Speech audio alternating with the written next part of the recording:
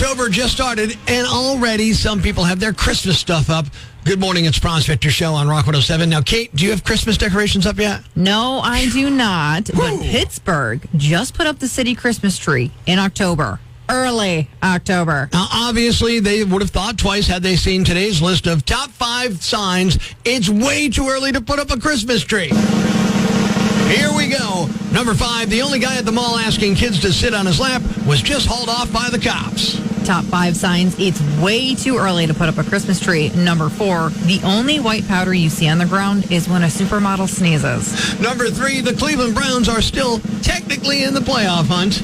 Top 5 signs it's way too early to put up a Christmas tree. Number 2, when you tell your kid that Santa's watching, she laughs and says, then Santa needs to get a hobby. And the number 1 sign, it's way too early to put up a Christmas tree. You don't have that terrible Simply Having a Wonderful Christmas Time song stuck in your head. Oops, you do now.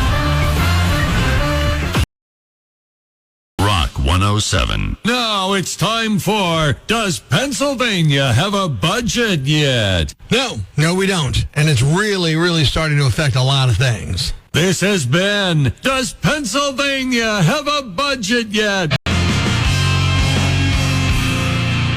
Breaking Ben, the pride of Wilkes-Barre, PA, in the rock and roll world. It's 31 minutes after 7 o'clock, Wednesday morning, Northeast PA's Classic Rock.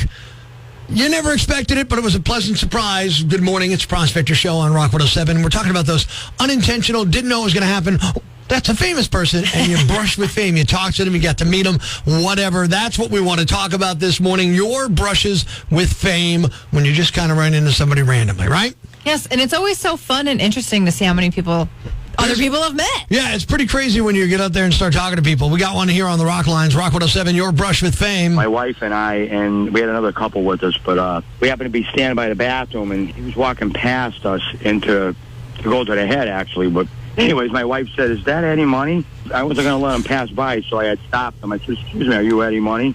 He said, yes, I am. So he sat there, and we got in a big conversation. He actually hung out there for probably 10 minutes talking to us, until he realized he was headed to the bathroom and he had to go to the bathroom. Yeah. Oh, wait, I forgot what I was really doing here. They're people just like us. Exactly. David from your Facebook said, I ran into Jim Kelly and Dan Marino at a shoe shine place in Pittsburgh, at the Pittsburgh airport. Wow, that's pretty good. Which seems NFL like that guys. was normal, yeah.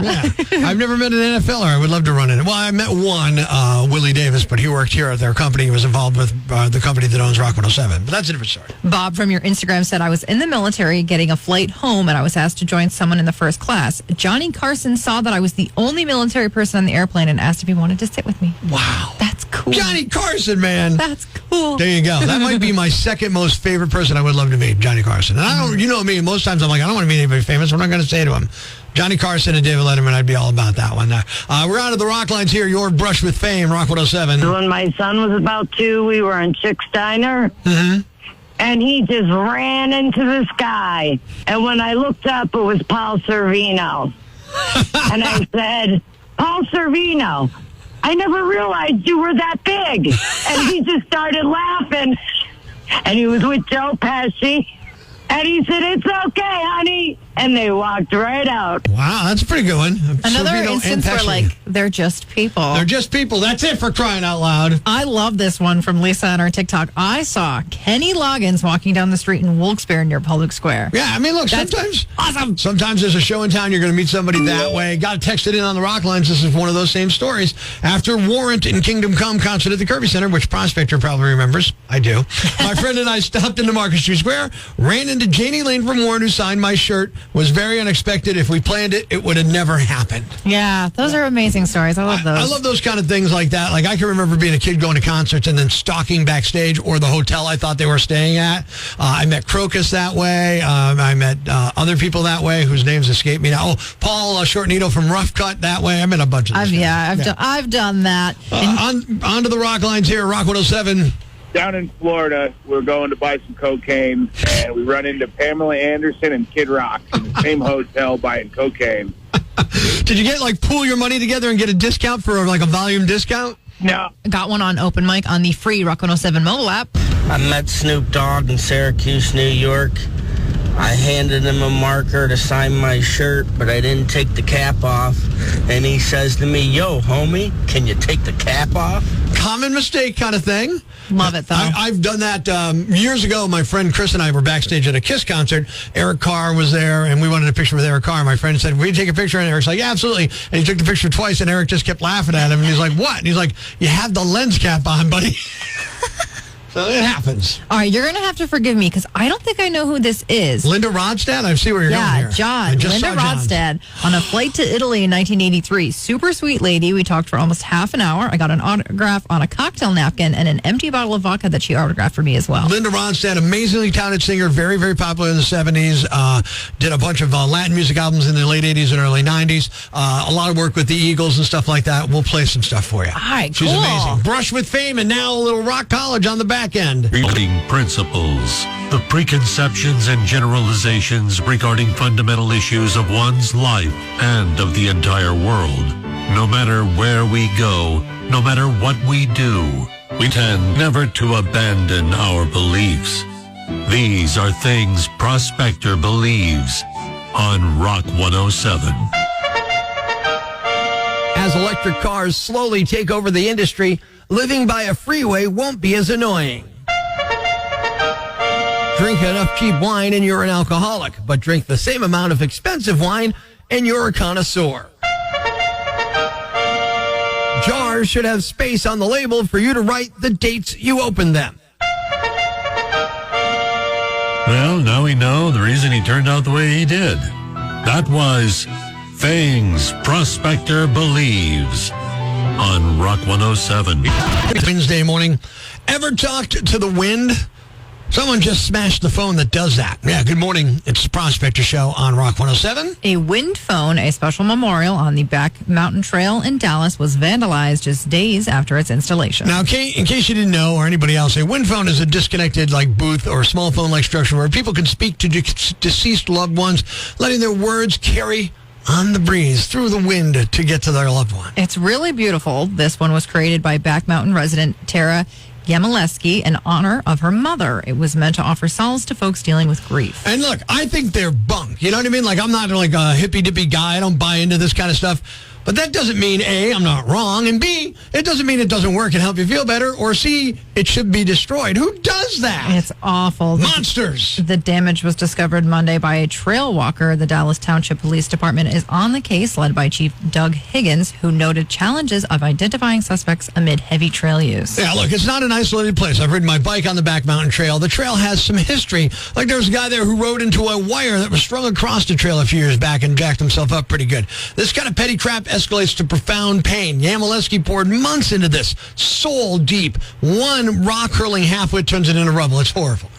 Community response has been overwhelmingly positive. Trail users have left supportive notes at the site, and donations are flowing in for repairs and possible security upgrades. See, this is where it gets good. You hear the story, and you're like, what's wrong? People are monsters. I hate, I'll assume kids vandalized it, but I don't know. But I hate these people. What's wrong with them? And then the good side starts to come out. Donations, volunteers, humanity's better half showing up. This is what community is all about. Dallas Township Police Chief Higgins called for vigilance, mentioning prior trail issues and how cameras could deter future problems, though he admitted they're a hit-or-miss nature. The Wind's phone story highlights both the vulnerability of public memorials and the resilience of communities coming together. No arrests yet, but they're urging anyone spotting suspicious activity to call 570-674-2003. It's ironic. This is like the wind phone getting smashed on the Back Mountain Trail with a rock that reads, "Sprinkle kindness like confetti." That's ironic when it would be like breaking into a church to steal the collection plate, but doing it with the Bible. Life's pretty tough right now. There's plenty of bad news, but it's not all bad. It's time for the brighter side of Prospector on Rock 107. A woman in Missouri was sick in bed for a week, but she was feeling much better and decided she should get out of the house. So she stopped at a gas station for a soda and a lottery ticket and won $100,000. Thanks We needed that. The brighter side of Prospector on Rock 107. And gather around the radio. It's now time to announce the winner of Prospector's Jam Bag of the Day, as decided by you at rock107.com. We uncover the most baffling, ridiculous, pathetic, cockeyed, laughable, preposterous blunders in the world of misdeeds. Nominee number 1. People can do crazy things when they feel jilted by an ex, but there's got to be a story behind this. A 28-year-old woman in Florida named Gabrielle Franz was arrested last week after she was caught throwing dozens of tampons into her ex-boyfriend's lawn. He now lives there with his new girlfriend. It's unclear why she did it, but reports say there were like 75 to 100 tampons. She also painted them red so it looked like they were used. Gabrielle initially denied that she was there or even knew where her ex lived, but when she was shown security camera footage of her truck, she changed her story and said it was her mom and aunt's idea. Gabrielle's a local firefighter, but she's been placed on leave. She was charged with 2 counts of misdemeanor stalking. Nominee number 2. Imagine you're at the airport, dreaming of a smooth vacation drive, but behind the rental counter, one woman's side hustle is turning your rental into a rolling getaway vehicle. 28-year-old Hertz worker Jasmine Williams teamed up with 3 guys to swipe a dozen cars right from the lot, according to authorities. From March to August of this year, the crew allegedly used her insider know-how, think bogus paperwork and unlocked keys, to haul off everything from sedans to SUVs, totaling over $300,000 in losses for the company. Williams got nabbed last week on wire fraud and conspiracy charges. Her accomplices are still in the wind. Officials say she pocketed cash for her role. No word on trial dates yet. And the winner is... the woman who conspired to steal 12 cars from Hertz while she worked security there. You're the Yam Bag of the Day, and we'll move on to Friday's Yam Bag of the Week competition. Keep it here for all the nominees for Prospector's Yam Bag of the Day, weekday mornings on Rock 107.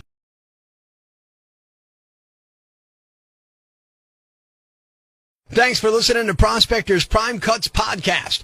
Be sure to catch us live weekdays from 5:30 to 10 a.m. on Rock 107 or online at rock107.com or the Rock 107 app, a free download for your Android or iPhone. Subscribe to the podcast on Apple Podcasts, Google Podcasts, Spotify, Stitcher Radio, or wherever you get your podcasts so you never miss Prospector's Prime Cuts.